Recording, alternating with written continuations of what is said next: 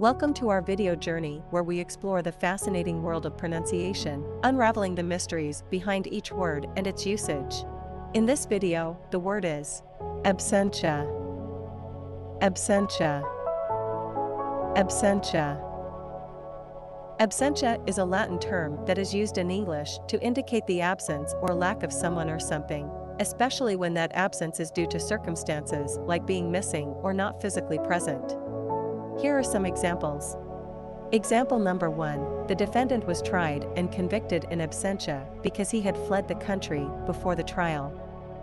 Why absentia use in example number 1? In this example, absentia is used to indicate that the defendant was tried and convicted in his absence, as he had fled the country and was not physically present for the trial.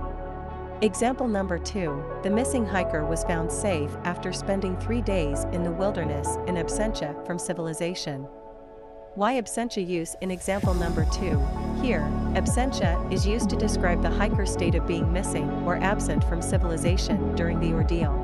Stay tuned for more linguistic wonders and join us in unlocking the magic of language. Thanks for watching, and until next time, keep speaking, writing, and embracing the beauty of words.